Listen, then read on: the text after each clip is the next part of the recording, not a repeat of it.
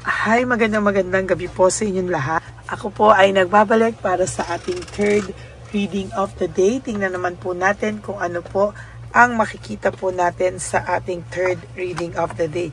For the meantime, sana po ay napanood nyo na po yung first, second, third reading kahapon bago po kayo tumalon dito sa ating first reading, second reading, at ngayon naman po yung ating third reading, sana po ay napanood nyo na po lahat yan, kasi talagang sa totoo lang po ay ako po kahit nasaan po ako, talaga pag naisip ko pong magbukas ng baraha, talagang ako po ay magbubukas para sa inyong lahat, kaya nga po sabi ko sa inyo, lahat ay aking gagawin, para po sa inyong lahat, lalo na po pag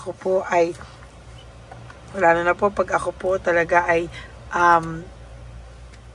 nakaramdam na kailangan kong magbukas, ay talaga naman pong gagawin ko para po sa inyong lahat. Okay? Ngayon po tumingin na po tayo ng atin pong 20 cards, no?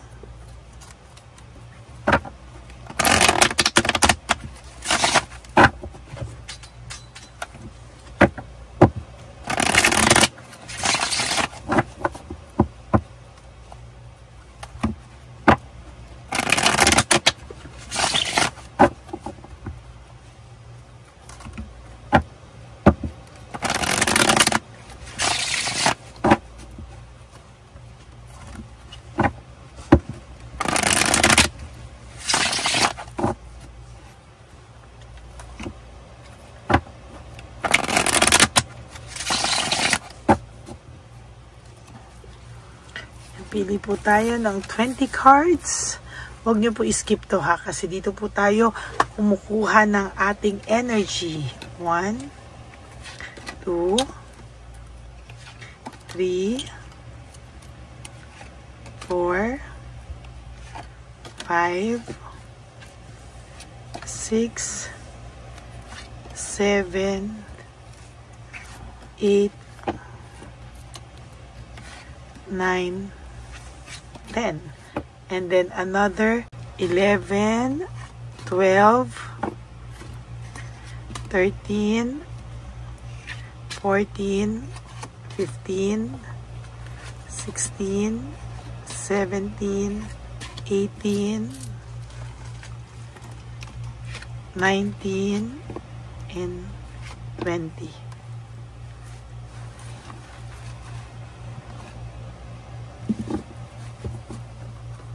Tago muna po natin yung ating mga hindi napili. Bilangin po natin to ng 1, 2, 3, 4, 5, 6, 7, 8, 9, 10, 11, 12, 13, 14, 15, 16, 17, 18, 19, 20. Huwag niyo pong skip to niraramdam ko po ang energy nyo.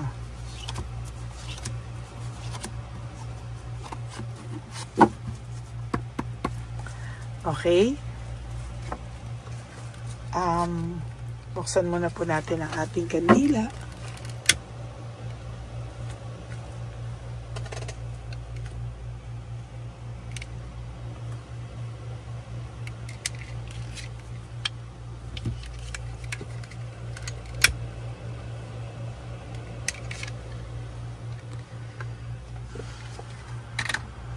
Okay. Nako, siya po ay takot, no? Siya po ay natatakot, siya po ay walang lakas ng loob, wala po siyang willpower, no? Talagang takot na takot po itong lumapit sa'yo. Yun po kasi, siya po kasi ay aalis-alis. Yun naman po pala, siya po ay babalik-balik pa din at magbabalik pa din, ano?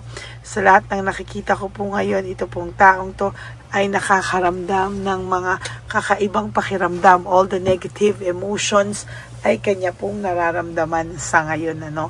Hindi po ito tumitigil at talagang nakakaramdam po siya na lahat po ng kanyang mga ginawa ay talaga pong, sabi ko nga po sa inyo, lahat po ng mga ginawa nitong hindi tama sa buhay niya at broken family, shattered dreams ay gawa po ng kanyang kapusukan, ano? ang yabang po nito na aalis-alis sa buhay mo, yun naman pala po ay babalik-balik at gusto pa rin pong bumalik. Namimiss niya po yung inyong masasayang sandali, yung home celebration nyo. Lahat po ng masasaya nyong sandali ay kanya pong namimiss, no? Alam niya po na siya po ay nakagawa sa inyo ng hindi tama. Siya po ay nakagawa sa inyo ng hindi po tama, no? Siya po ay nagbiktima sa kanyang sarili o natrap po siya sa kanya pong sarili, no? Overstress po ang taong ito. Ang tao pong ito ay nakakaramdam ng burned out and overstress. Sa totoo lang, hindi po siya mapalagay at talagang sa nakikita ko ay patuloy po siyang makakaramdam ng pagkabagabag hanggang hindi po siya na nakakabalik sa iyo, no? O sa maayos na buhay. Technically, ang taong ito ay nakakaramdam din po ng financial struggle, no? Kaya hindi po ito makatulog, hindi po ito sa totoo lang po, hindi po ito mapalagay, no? Talagang sa takot niya po sa iyo. Akala niya po talaga ay magwawala ka, talagang hindi mo siya kakausapin ng maayos. Akala niya po talaga ay talagang gagantihan mo siya, pahihirapan mo siya at kung ano-ano man, ano? Naiisip niya po yung mga magagandang pinagsamahan nyo at iniisip na lang po niya na hindi mo makukuhang saktan siya o hindi mo makukuhang ipahamak daw siya, no? Pero sa nakikita ko po sa tema ng nitong taong to, siya po ay mahihirapan. Very dissatisfied po siya, no? Very dissatisfied po ang taong ito and lack of inner joy, no? Sa nakikita ko po, takot po talaga ito, no? Yung takot niya po talaga ay hindi niya po talaga maiaalis, no? Yung very dissatisfied siya sa takbo ng buhay niya. Natatakot naman siyang bumalik sa'yo kasi ang alam niya po ay baka daw po tanggihan mo na lang din daw siya. Kaya po siya sa lahat ng gagawin niya ngayon ay dissatisfied po siya. Whatever happens, siya po ay dissatisfied, no? Hindi niya po makuhang makapagdesisyon sa mga oras na ito, no? Siya po ay nakakaramdam ng matinding hirap sa pagdedesisyon, ano? Hindi niya po kaya, no? Sa dami po daw ng conflict na nangyari sa kanya, sa dami daw po talaga ng ginawa niya talaga na nagkagulo-gulo po silang dalawa, lagi sila nag-aaway ng iyong kakompetensya. Maybe ito ay third party or maybe ito naman din po ay mga masamang taong nag-impluwensya sa kanya, no? Talaga po ngayon niya po nararamdaman yung hirap po. Nahirapan po itong taong to at sa totoo lang po hindi niya po alam kung ano po ang kanyang gagawin. Talagang full of negative emotion siya. Struggles po ay ang dami, chaos, cruel things, problema, bad luck, lahat po ay nararamdaman niya sa ngayon, ano? Ayan po, sunod-sunod po yung mga bad luck sa kanya, betrayal, no? Pagsasaksak sa kanya, lahat pong yan ay dala po ng kanyang kapusukan. At ginusto niya pong umalis sa'yo, aalis-alis siya, pero babalik-balik rin naman pala po siya. Sa totoo lamang, no? Ang tao pong ito ay nakakaramdam ng fear, sadness, and loneliness, no? Natatakot po siya, no? Natatakot po siya na makaramdam po siya ng ganyan. Talagang patuloy po siyang makakaramdam ng ganyan. Na-anxiety po siya, oh. Sorry, nabaliktad ko na ganyan ko. Na-anxiety po siya and there are times talaga or most of the time hindi po ito nakakatulog, no? Hindi po ito nakakatulog and most of the time po, sabi ko rin sa inyo na ang tao pong ito ay talagang hindi po siya matahimik, no? Talagang magulong-magulo po ang kanyang isipan at sa totoo lang po itong taong ito ay nai-stress, no? Talagang gusto niya pong manalo, no? Kahit win at all costs, parang lahat na lang ay gusto niyang isipin na darating ang araw, babalik din daw po ang pagmamahal mo sa kanya, no? Talagang ito po ay lumayo para mag-isip, mag-journey, magpahinga, pero sa totoo lang po ang taong ito, kahit anong gawin niyang paglayo, pagtakas, ay nasa isipan ka po niya at hirap na hirap po ang kanyang pakiramdam, no? At sabi ko po sa iyo, iniinda niya po ang loss and separation nyo, no? Talagang hindi niya po alam, naiisip niya po yung pagiging mapagbigay mo sa kanya, your generosity, you're very selfless, no? Pero hindi niya po yung binigyan ng halaga, no? Sa totoo lang po, no? Gusto niya po ngayon magkaroon ng growth sa buhay niya. Gusto niya po magkaroon ng pagbabago sa buhay niya, growth, pero hindi po niya magawa, no? Ina-isolate niya lang po yung sarili niya until such time na maramdaman niya po talaga na lumaylo na lahat, no? Naging laylo na lahat. Masyado daw pong magulo yung nangyari sa inyo, na bulgar ng lahat-lahat ng mga away nyo, ng mga samahan nyo, no? Na hindi daw dapat, ano? Pero kung sa pagmamahal po ay pinilit niya pong kalimutan ka. Sa nakikita ko, no? Pinilit niya pong kalimutan ka, mabwisit sa'yo, magalit sa'yo. Pero sa huli po, no? Lalapit pa rin po sa'yo to, no? Takot na takot lang po siyang lumapit sa'yo. Yan po ang ating nakikita sa ating third reading of the day. Aalis-alis siya, pero siya naman din pala po ay babalik-balik pa rin sa'yo. Okay? So that is your third reading of the day. I hope na naka-resonate po kayo. And if you do, can you please give me a like and comment down below para naman po makita po natin kung ano naman po ang emotions nyo dito, no? At maraming salamat po sa inyong lahat for giving me a like, for clicking the bell para po kayo po ay updated sa atin pong lahat ng latest na videos, no, or episodes na hindi nyo pa po napapanood. Okay.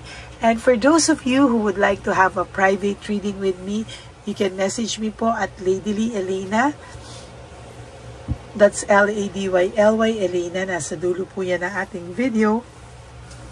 Diyan nyo lang po ako makokontak. That is my only official and legit FB account. Yan. Kasabay din po niyan, ay nilabas ko po dyan ang fake account ng Lady Elena na kung saan po siya ay nag-i-stalk at ito po ay nangloloko, no? Kaya mag-ingat po kayo sa fake na Lady Elena na account. Okay? At nilabas ko po yan bago ang aking official and legit FB account sa dulo, no? And para naman po sa aking mga ever loyal, solid, and faithful na Lady Elena family, I love you all from the bottom of my heart. Mahal na mahal ko po kayong lahat. At ang lagi ko pong payo sa inyo is just to live one day at a time. You do 3 things that will make you happy for the day. Prioritize yourself. Make yourself happy. Forgive yourself. And also, you have to be grateful that we are still alive. At meron pa po tayong pag-asa, no, na para po talagang makabawi po tayo sa ating mga kasalanan, sa ating mga sarili, no. Minsan po kasi tayo po yung nag-tolerate sa ating mga sarili para masaktan. So, be grateful po, love yourself, because self-love is still the best love of all. And you also have to realize that life is so short.